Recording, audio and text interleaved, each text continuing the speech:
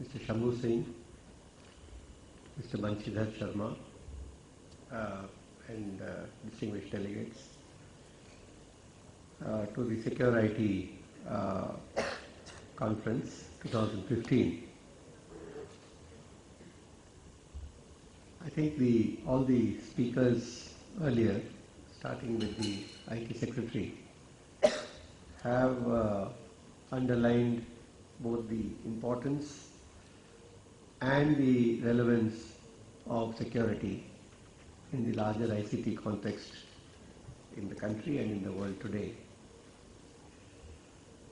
And I think it is very clear from what has been said and from all that is known today that not only has ICT become pervasive in our lives and in every sphere of activity, whether it is business activity or government activity or personal activity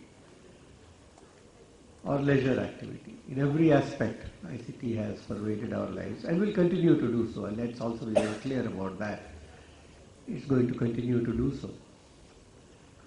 And like every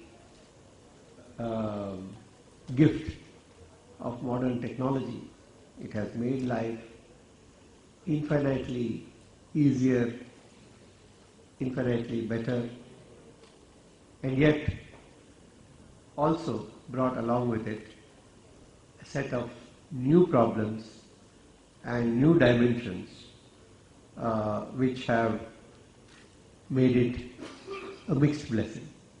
And so is the case with technology, with ICT as well.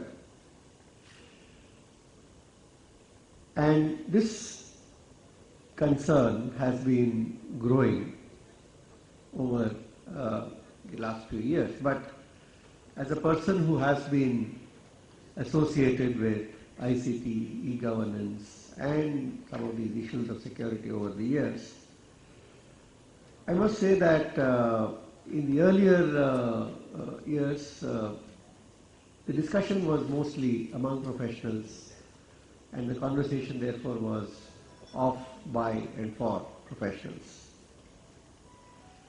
But today the situation is different. And as the most potent symbol of why it is different, I would like to refer to what happened on the 1st of March, where NASSCOM had hosted an event to reflect on the incredible 25-year journey of the Indian IT industry and NASSCOM, and also to look ahead at the opportunities and the challenges and what the future holds for this industry globally, and in particular what implications and impact this could have within the country, especially as the government embarks on an ambitious plan of Digital India, which is being led by none less than the Prime Minister himself from the front. And at this event, the Prime Minister spoke, in fact, for quite some time, at great length, on his dreams and aspirations in this sector. But what was significant was that the single area on which he spent the largest amount of time within the larger framework of ICT was on security, cyber security. And when the head of government spends the large amount of time, in fact the largest amount of time of any topic on cyber security, then you know that this is no longer an issue of technology people.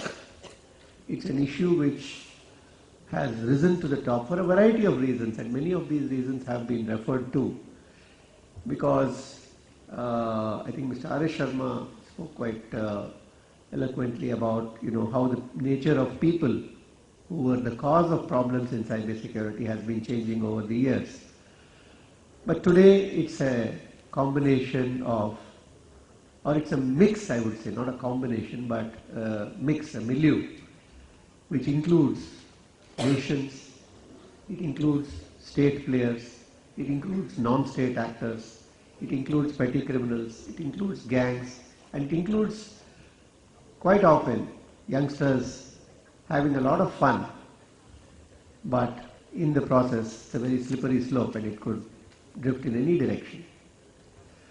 So the result is that, and all of these are interacting with each other, and it's very difficult sometimes to separate the two. And just as in the real world, in the physical world, states use terrorist organizations use criminals, and criminals use amateurs as their pawns. So also in this space, all of these people are active. But to come back to the point, today it is escalated to a point where the future of countries depends on how well they use technology.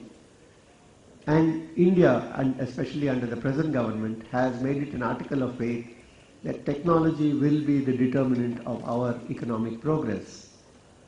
And equally, that the biggest concern in that context is security and how it can be a spanner in the works.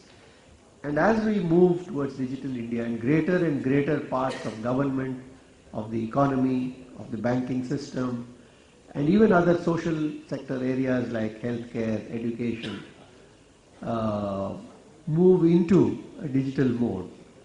And a lot of the business moves in that mode, like the e-commerce that we are seeing, a lot of the potential transactions that are getting into that space, a lot of the social interactions thanks to the social media which are coming in.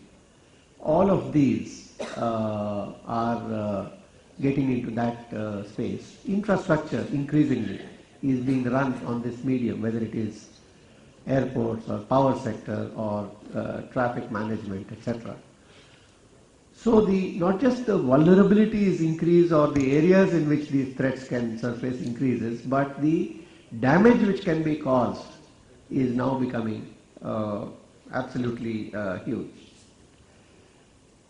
India recently, in the last year, the number of people accessing the internet through mobile crossed the number of people accessing it through traditional means.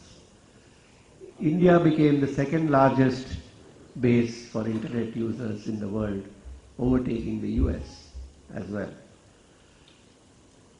And the interesting part in this is that even if the access is through the mobile, which is the common mode within India, the security threats are no less and in fact are as severe. And the challenge therefore is, how do we derive the maximum benefit from this technology, and how can we contain some of these concerns? From the NASSCOM, actually, from the industry, in fact, there has been a focus on security from some time ago.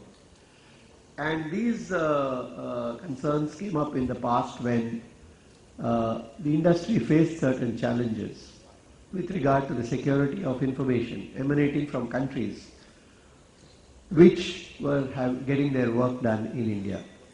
And the Data Security Council of India was set up in that context to look at some of these issues and focus on areas of standards and how the industry could undertake a process of voluntary compliance, essentially in order to give the level of comfort to the client companies and the countries from which the data was originating, that it was safe and secure. And there are a number of different areas which have been identified for the activity. And I'll just mention a few of them, which have been the focus of effort in the Data Security Council. The standards for critical information infrastructure protection, and that becomes particularly important in the context of infrastructure in general as well as information infrastructure in particular. A lot of these issues involve policy concerns, and I will touch upon them a little more, and therefore it is important to look at some of these policies and actually have a center for research into issues of cyber policy which are impacting the world and India. Then looking at product companies and how we can encourage indigenous development. And this becomes particularly important because so long as the country continues to be completely dependent on technologies emanating from elsewhere with absolutely no IP or no products of its own in this area, then at some level the vulnerabilities would remain high. But it's interesting that as today the product and startup ecosystem is become the bright new feature of the Indian IT industry, security has become a major area where a number of companies are focused, bringing out new kinds of security products, not just for India but for the world market. And last year, in the recognition that NASSCOM provides every year to the top 50 companies, 4 out of the top 10 were actually in the area of security. So that's certainly a heartening feature. Then the testing and certification of products is another major area where competencies are needed, and this became particularly evident in the imbroglio over the telecom security in the last few years, last 2-3 years, when concerns over telecom security led to the need for mandatory testing, which in turn exposed the lack of capability of testing within the country and the need to build that up. In a country where the private sector capabilities in IT account for an overwhelming percentage of the capabilities, we have today more than 3 million people working in the IT sector, in the private sector, and we probably have around 10,000 people who are technically qualified working in this area in the public sector and in the government. So it's absolutely a no-brainer that if we want real capacity to be built, if we want real capability to be built, then it has to be done through the private sector. In fact, one of the very interesting paradoxes that we have today is we have an IT industry which is established itself globally, which commands a 55% share globally in the global market, a 55% share in the global sourcing industry in ICT. And yet, we are not a significant player in the security space. And that's a very paradoxical situation and one which needs to be really reflected upon. And that's a point which actually even the Prime Minister had made, and in fact posed it as a challenge to the industry, saying, how do we position India as a force for enhancing cybersecurity in cyberspace? How do we ensure that India and the Indian IT industry becomes a force in that direction, even as the security concerns and the security threats keep mounting? And I'll come to some of the issues there and what we are doing about them. Security workforce development is another major area. And this is one area where, in fact, NASSCOM, as the Sector Skills Council of the ICT, has focused upon this area. And I would like to share with you some of the details of what is being planned in that area, where we have prepared a plan, and this is currently at an advanced stage of discussions with the National Skill Development Council in the context of the Skill India initiative. And what is proposed here is that in the first year, 31 job roles in the security space have been identified at various levels, the entry level, middle level and senior levels, across 7 different tracks covering forensics, testing, business continuity plans, operations management, application security, risk and audit compliance, and security architecture development.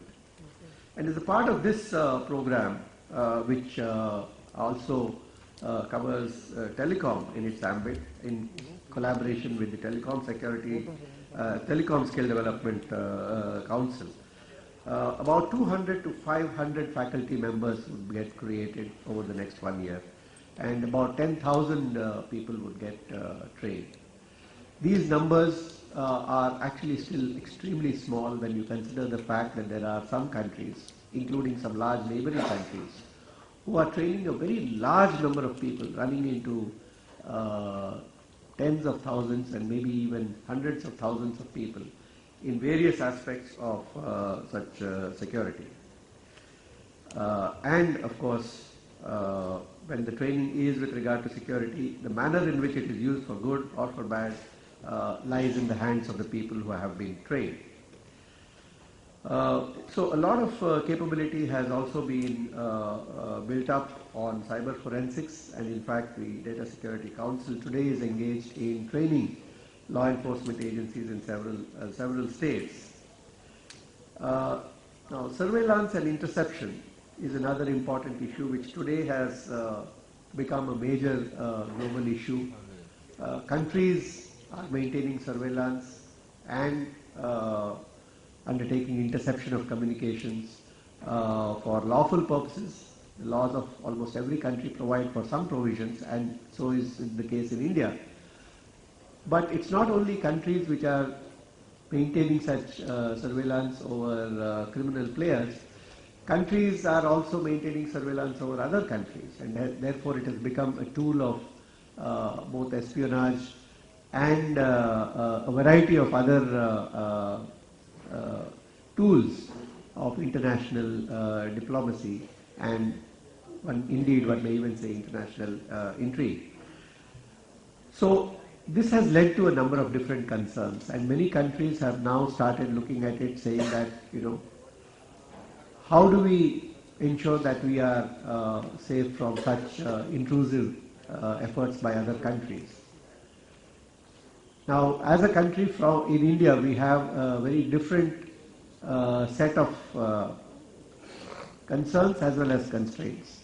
The first is that while we have similar concerns that other countries may be maintaining surveillance over communications within the country, whether they are providers of telecommunication equipment, or they are providers of technology, or they are through OTT players or through social media providers. The fact is that these concerns cannot disappear, and many countries are resorting to certain steps like the localization of the data. This is, for example, a response that we have seen in Europe, particularly post the Snowden revelations, where there have been sections of the administration in Europe which have said that our concerns on privacy and security lead us to insist on data localization so that the data is under our control. Now, any technical person would know that you can put the server in your bedroom and put your arms around it, but as long as it is connected, that doesn't enhance your security at all. And when you take into account the fact that in addition to these efforts to localize the data, there are also restrictions on the movement of skilled personnel. Imagine what happens when you locate the data locally and then don't have even skilled personnel to operate the systems. At the end of the day, the country ends up being less secure. For the Indian IT industry, it's also bad news, because that means that the ability to move data around as the current business models enable, or as the current business models have evolved, becomes less likely. And the whole idea of putting restrictions on the flow of technology, on the flow of data, and on the flow of skilled personnel mitigates against the whole foundation and the basis on which the internet is managed. Internet is not based on resources being confined to certain areas or geographies. But a lot of these, I would say, half-baked efforts stem from the fact that the laws of a country apply only within the physical borders of the country, whereas the internet has no such boundaries. And therefore, when sovereign nations or when law enforcement agencies try to impose whatever the legal mandate allows them to do, and they come across barriers, then they find that since the transaction in a digital sense goes beyond the borders of the country, the server may be in some other country, the person who has initiated the transaction may be in a third country, and in between it may pass through several other countries as well. From a legal standpoint, therefore, it's a complete mess, and it's a extremely intricate situation. And the existence of treaties on a bilateral basis, mutual legal assistance treaties, MLATs as they are called, have helped to some extent, but certainly have not been remedied, and certainly not a solution when it comes to providing immediate responses, because most of the time a law enforcement agency would like the response to happen within minutes or hours, whereas a treaty between two countries at the level of the governments goes through all the diplomatic channels, and it can take such a long time that it's practically irrelevant. So all of these, I think, have made the situation extremely complex. But we come back to the central question, which is how do you ensure that the capability that India has developed is channelized to making our country more secure, and given that we have a significant role across the globe in making cyberspace across the world more secure. I've mentioned about our first effort, which is to enhance the skills in this area and to build up the skill base within the country. The other aspect is that in the area of security, it's not just the tools and technologies alone which are important, but just as in the physical world, whenever we go out, we know that there are some threats or some hazards. That doesn't prevent us from going out or crossing the road or driving in a car or going on a highway, even though we know that there are some risks involved, but as long as you take the precautions. And just as in the physical world, there is nothing like complete security. And it was John F. Kennedy who famously said that the day any man decides that his life is worth less than mine, I am a dead person. Basically, it meant that if somebody is willing to take every possible risk to kill somebody else, then he may well succeed. And we've seen many instances of that even in our own subcontinent in the last few decades. So the point is that since there is nothing like perfect security, all security operates on the principle of providing it to the extent required and based on the nature of the threat and the value of what is being protected. So similarly, even within the country, the arrangements have to be focused based on whatever are critical elements or critical infrastructure or critical parts of our whole economy. Those will need to be strengthened to much greater level and through special arrangements. Whereas outside of that, when it comes to, for example, citizens and casual users being given protection, individual precautions and individual actions also become important. And in all of security, practice is as important as the technology. And that's what repeatedly has been seen in all the projects. Therefore, building awareness is an extremely important part of it, so that everybody knows what is needed to protect themselves, what are the steps that they can take, and where such support will be available. Once again, we heard some of the arrangements that the government and in this program that are being provided. And I think we are seeing increasingly different kinds of services being provided by private agencies. as we go into the certain aspects of digital India, for example, the smart cities, the use of technology in a positive way to ensure security, not just in cyberspace but in physical space, is becoming a critical aspect of using technology. And we've seen a number of possible solutions to make cities safer in terms of using technology, use of cameras, use of connected devices, and with the spread of the Internet of Things and devices spread across, then the ability to maintain surveillance is increasing, and the capability to track offenders and maybe even prevent offences would increase, as also the concerns over intrusion and individual citizens' privacy. These pose technical, legal and ethical issues, and as we look at issues of security, all of these are areas which need to be addressed and need to be preceded by informed debate by people who are fully aware of these of the various facets of these areas. And I think it is in this context that I would like to compliment ILETS for having organized this event. This is the sixth in the series, and given the growing importance of security, I'm sure that this is going to grow from strength to strength. And I do hope that this forum will provide the opportunity to not only discuss all these aspects, but help in coming up with steps and remedies, and also provide at least certain directions for action by agencies, whether they are government agencies, whether they are private sector agencies, or whether they are citizens, or whether they are professionals in this field. For all of these stakeholders, I think these discussions are important.